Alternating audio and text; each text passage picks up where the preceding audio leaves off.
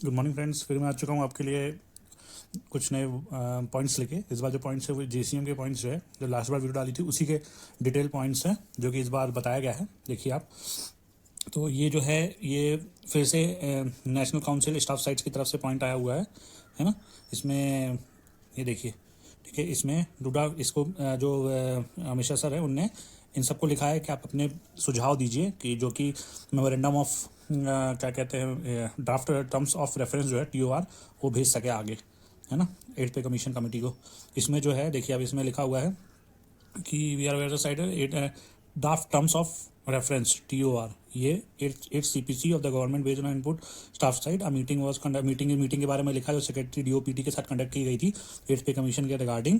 ठीक है, इसमें क्या है आपसे देखो, as regarded department specific concern federation and association submit separate memorandum to the accordingly the staff side of the national council has to prepare one memorandum executive basis on a draft term of reference submitted by them.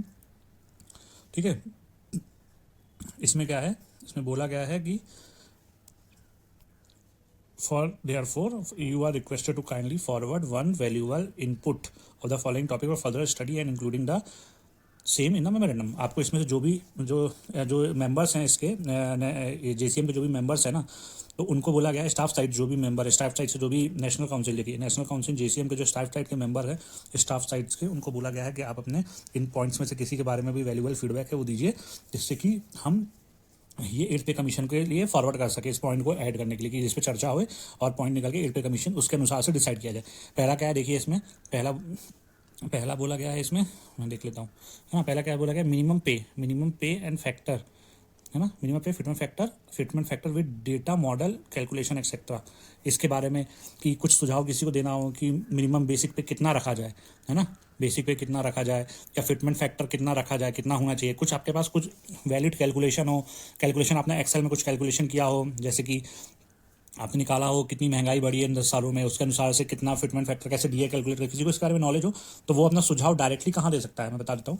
Directly आप इस email ID पे ना भेज सकते हैं, अगर पूरा with calculation and with evidence, है ना। पे स्ट्रक्चर देखिए इसमें ये हो गया। फिर उसके बाद क्या बोला है, पे स्ट्रक्चर, पे स्केल इंक्लूडिंग मर्जर ऑफ पे scale and rate of increment, है ना। जो एनुअल रेट ऑफ इंक्रीमेंट 3% का रहता है वो मर्ज करना, और पे स्केल को कैसे कैसे बढ़ाना है उसके बारे में किसी को नॉलेज हो कुछ हो तो उसके बारे में बता सकता है। Interim relief and DA merger, है ना, जो डीए मर्जर है, बेसिक डीए का मर्जर है, उसके लिए कुछ भी आइडिया आपको तो बता सकते हैं ना। बेसिक प्लस डीए मर्जर जो है उसके बारे में आपको आइडिया तो बता सकते हैं।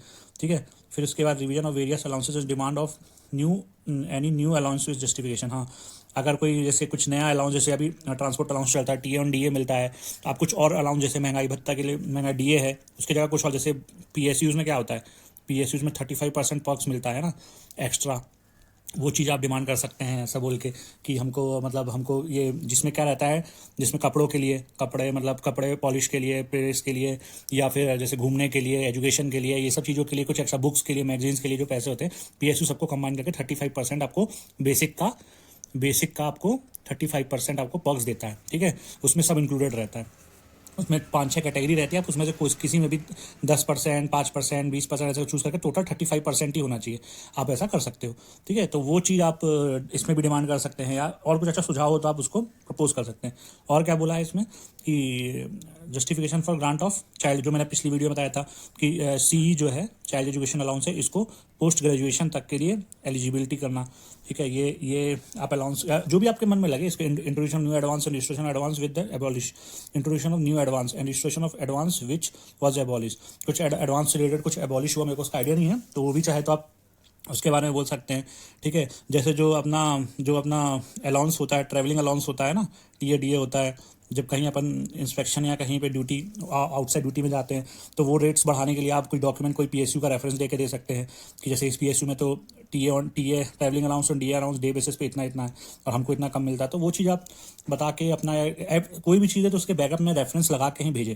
ठीक है, वैसे तो ये बस स्टाफ साइड को बोला है, बट अगर आप भी चाहो तो भेज सकते हो, कुछ अच्छा हो तो, नहीं हो तो मत ही भेजो, बट कुछ अच्छा हो, या फिर आपने जो आप जिस यूनियन जुड़े हो उस यूनियन को आप बताइए, फिर वो आगे भेजेंगे, ऐसा कर सकते हैं। प्रमोशन पॉलिसी जैसे जो है मैंने पिछली बार बोला था कि प्रमोशन पॉलिसी ऐसी होना चाहिए कि प्रमोशन हो ना हो, रेगुलर टाइम पे सबको फाइनेंशियल अपग्रेडेशन मिल जाए ना, फाइनेंशियल अपग्रेडेशन मिल जाए, टाइम पे, है ना।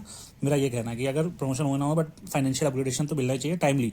जैसे जिसका प्रमोशन होता है वो बढ़ता जाता है आगे, जिसका प्रमोशन स्टक हुआ है, किसी ने कोर्ट केस कर दिया, किसी ने कुछ कर दिया, तो वो बैठा रह जाता है, उसका प्रमोशन भी नहीं, तो उसको 3% इंक्रीमेंट मिलता है, उसकी ज़िंदगी खराब हो जाती है। तो ऐसा ना हो, ऐसा ऐसा जैसे पिछली 7th पे में भी बहुत अच्छा मैट्रिक्स उन्होंने बनाया था, बट इसमें भी खामियां थी।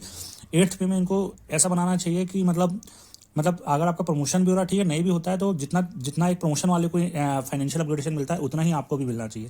ऐसा कुछ करके इनको निकालना चाहिए। और आपके पास कुछ सुझाव हो तो आप भेजिए अपनी यूनियन को, फिर वो आगे 8th पे कमीशन में रखेंगे। जैसे ये लिखा हुआ है, सबसे मेन जो है ये restoration of old pension scheme, ये बहुत ही ज़रूरी है ओपीएस का, क्योंकि जो यूपीएस आया हुआ है उसमें तो इंडिविजुअल कंट्रीब्यूशन भी गवर्नमेंट रख ले रहा है। तो इंडिविजुअल यूपीएस में इंडिविजुअल कंट्रीब्यूशन भी, यूपीएस में क्या हो रहा है, इंडिविजुअल कंट्रीब्यूशन भी गवर्नमेंट रख लेगा। तो वो अगर इंडिविजुअल भी लिख लेगा तो फिर आदमी का बचेगा क्या, पेंशन उतना नहीं मिलेगा जितना, और पेंशन भी 60 ईयर्स के बाद चालू होएगा, तो वो उतना अच्छा नहीं है। तो इसलिए क्या कहते हैं, जो ओल्ड पेंशन स्कीम है इसको रिस्टोर किया जाए, मे भी किया जाए, जो इंडिविजुअल जीपीएफ जो कंट्रीब्यूशन होता है वो इंडिविजुअल को वापस किया जाए। और दूसरी बात, जैसे ही आदमी जब वीआरएस भी लेता है, अगर वीआरएस भी लेता है 50 में लेता है या 55 में लेता है, तो उसको उसी समय से उसका पेंशन चालू हो जाए, ना कि 60 से, है ना, पेंशन उसी समय से चालू हो जाए। ये पॉइंट्स मेरे जो पॉइंट्स मैं बता देता हूँ।